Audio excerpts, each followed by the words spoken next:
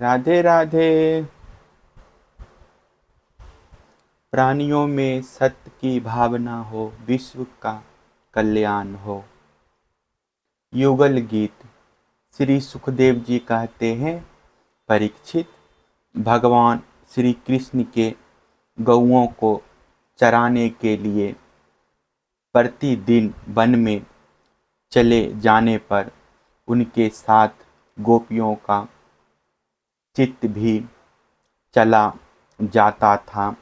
उनका मन श्री कृष्ण का चिंतन करता रहता और वे वाणी से उनकी लीलाओं का गान करती रहती।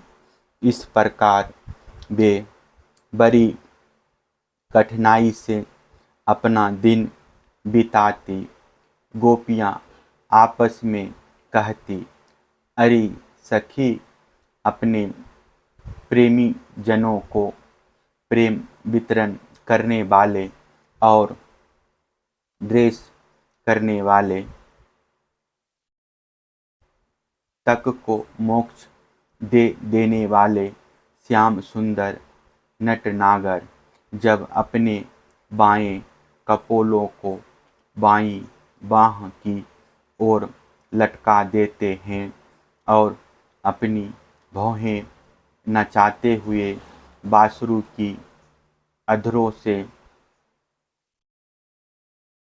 लगाते हैं तथा अपनी सुकुमार अंगुलियों को उसके छेदों पर फिराते हुए मधुर तान छेड़ते हैं, उस समय सिद्ध पत्नियां आकाश में अपने पति सिद्ध गणों के साथ विमानों पर चढ़कर आ जाती है और उस तान को सुनकर अत्यंत ही चकित तथा विस्मित हो जाती है।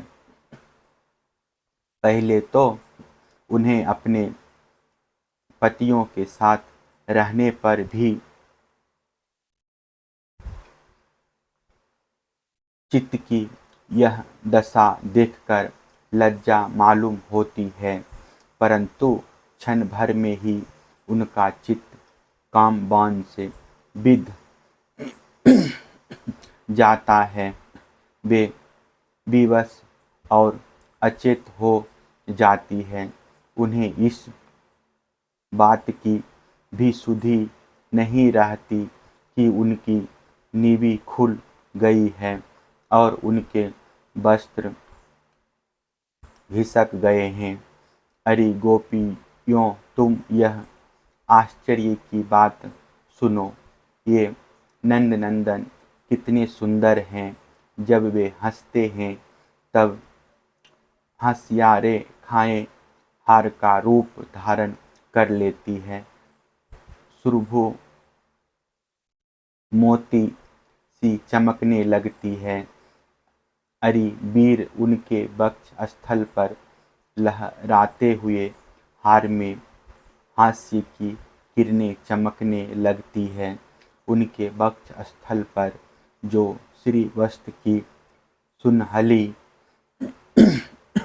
रेखा है वह तो ऐसी जान पड़ती है मानो श्याम मेघ पर बिजली ही स्थिर रूप से बैठ गई है।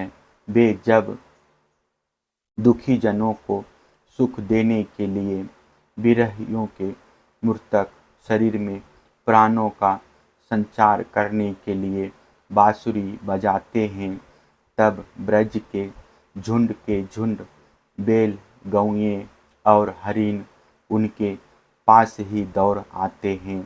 केवल आते ही नहीं सखी, दांतों से चबाया हुआ घास का ग्रास उनके मुंह में ज्यों का त्यों पड़ा रह जाता है। वे उसे ना निगल पाते और ना तो उगल ही पाते हैं।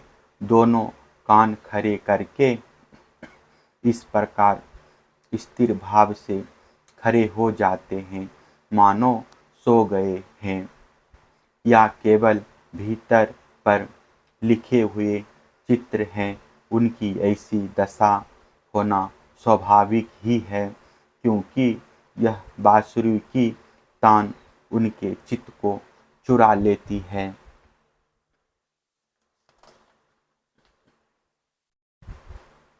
हे सखी, जब वे नंद के लाडले लाल अपने सिर पर